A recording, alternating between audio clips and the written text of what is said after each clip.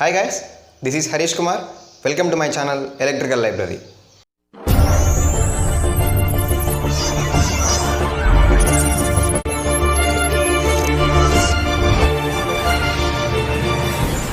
Yes, in our last video we have discussed about the detailed syllabus of our subject, our electronics. Now in this video, let us see why to study that subject. I hope you have remembered my statement about the objective of electrical engineering, that is, to generate, transmit, distribute and utilize the high quality electrical energy at low cost. In that, give me some examples of some loads which will utilize the electrical energy. Take your home as example. Give me some loads which will absorb the electrical energy. Let me take my home as the utilization center. Give me some examples. I am taking first thing as ceiling fan, second washing machine, third iron box, fourth mobile. So many loads will be there like mixers, grinders, etc, etc. As of now I am taking these four as my examples, in which see about this ceiling fan. If there is a fan in your home, there should be speed control for this fan, okay, because speed control for a fan is very much important. Imagine your situation in the winter seasons without speed control. Similarly in the summer season. So speed control of that ceiling fan is very important. Do you know what type of the motor is used in our ceiling fans?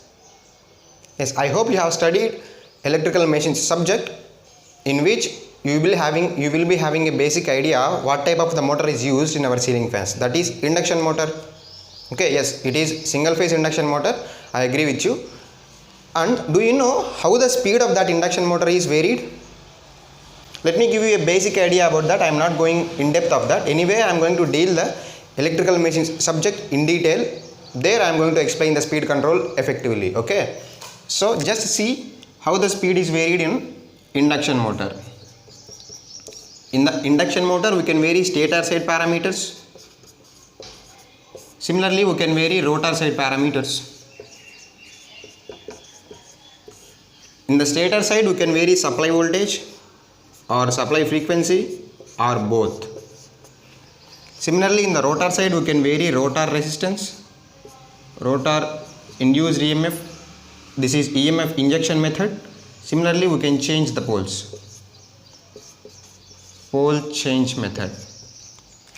Yes, these two are especially for the slip ring induction motor, not for the squirrel cage.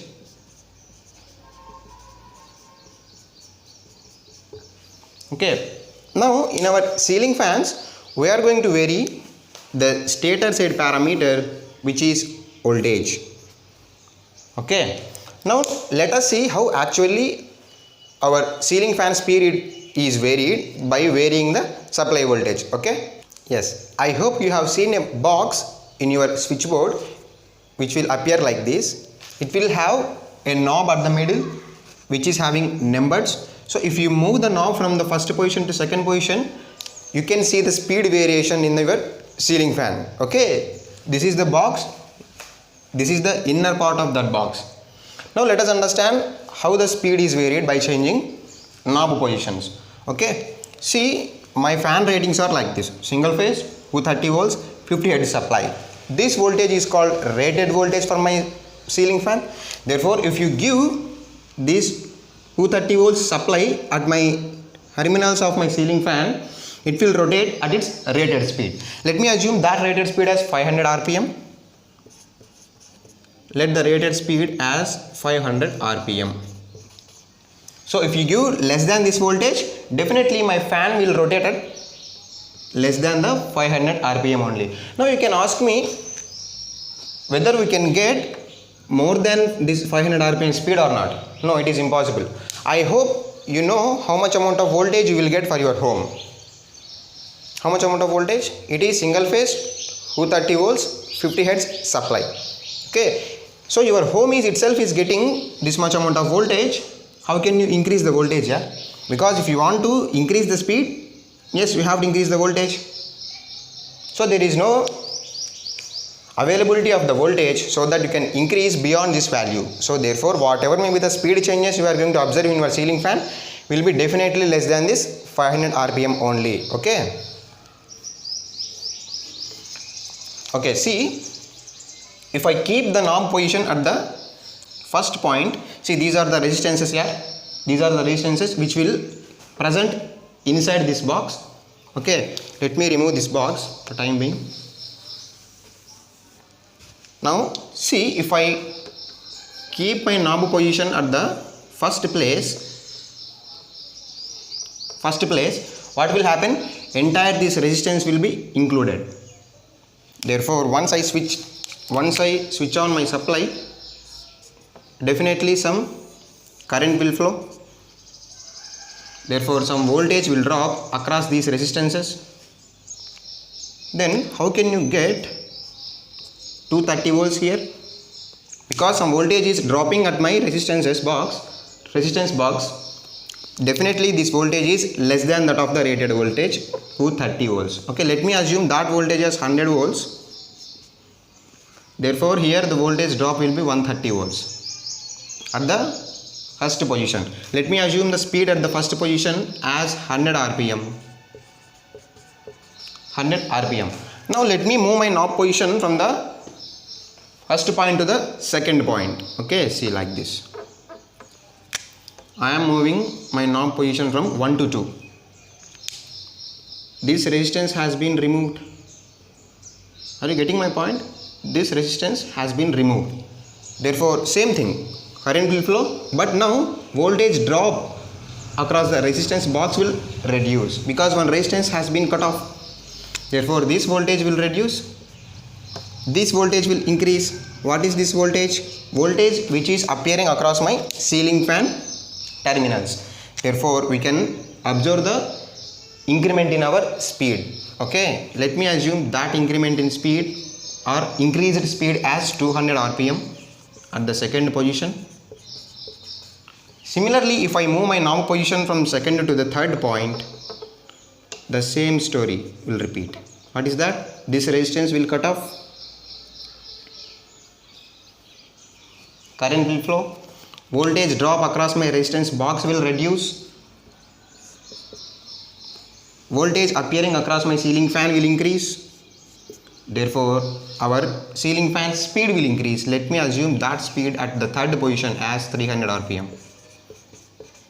Similarly, at the fourth position, if I move my knob from the third to fourth, this resistance will go.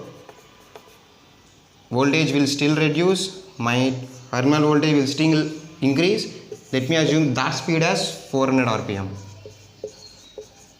Now see, if I move my knob position finally to the fifth point, see what is happening. Fifth point directly, entire resistance has been removed. Entire resistance has been removed. Directly my ceiling fan is connected to the single phase AC supply. How much amount of voltage you will get at this point? Exactly 230 volts. Exactly 230 volts. That is, your ceiling fan is getting the rated voltage. So at what speed your ceiling fan will rotate here? At its rated speed. Okay, this is the way in your home the speed of the ceiling fan is being varied. Okay, is it the efficient way of speed control? Just think about it once. Is it the efficient way of speed control? Just to control your ceiling fan speed, you are using some resistance boxes and you are dropping some voltage. Definitely some losses will increase because of these resistances, and we can say like this, some amount of energy is being wasted in the resistance boxes. Do you agree with me or not? So just to control your ceiling fan speed, you are wasting some amount of energy. Energy wastage is happening. Getting my point? Energy wastage is happening. How many fans will be there in your home here? Depending upon the size, you will be having home size 2 to 3. Imagine in your village how many fans will be there. Imagine in your district. Similarly, in your state, in the entire India, how many number of ceiling fans will be there, how much amount of energy wastage will be happening just to control the speed of the fan. Okay. Therefore, it is not an efficient way of speed control by wasting some amount of energy. Then what is the effective way of speed control of our ceiling fan? Yes, we have to vary the ceiling fan speed without actually wasting the electrical energy.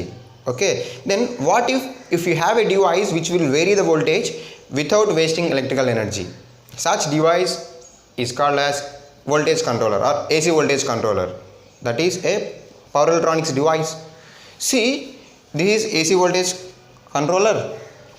If you give AC supply to it, it can give you variable AC voltage without changing its frequency. Yes, we are going to deal this AC voltage controllers in our chapter in detail. Okay, for timing, this will give you variable AC supply without changing the frequency, so that your ceiling fan speed can be varied smoothly without wasting electrical energy. Okay, now let us take another load in our home which will absorb our electrical energy, that is mobile. In mobile there is a battery will be there. How to charge the battery? Because the battery is DC supply, typical rating of the battery is 12 volts. How to charge your battery or how to get DC supply in your home? Because in your home you will get single phase 230 volts 50 Hz supply, but the load is requiring DC supply. How to get? Therefore you should have a device in your home which will rectify from AC to DC, that is rectifier. You need not keep this rectifier in your home. Yeah, the battery charging circuit or the adapter will be there. That adapter, like this, you will keep these points in the plug box. From the USB you will be connecting to your mobile. This is mobile. So in the inner parts of this adapter you will be having a small transformer will be there which will step down the voltage. Because our battery is requiring only 12 volts DC, our home supply will be 230 volts AC. Therefore first you have to step down this voltage to some lowest voltage, low value, and then you have to rectify to it to the DC supply. Okay, therefore in our home, knowingly or unknowingly, we are using power electronics devices. See, in the mobile charging adapter you will be having one rectifier inside that, and in the ceiling fan speed control a small knob will be there in your home now. So in the olden days, yes, we were using that big box and resistances, but that technology has been removed. Nowadays we are using a small knob in which AC voltage controller will be there. Smooth variation of speed control is achieving nowadays. Okay, yes, I hope these two examples have given some sort of motivation why to study this subject. Yes, I can give you lots of examples, but if I give at this point itself, the remaining portions of the subject will get bored. Okay, so let us keep the remaining applications for the due course of time.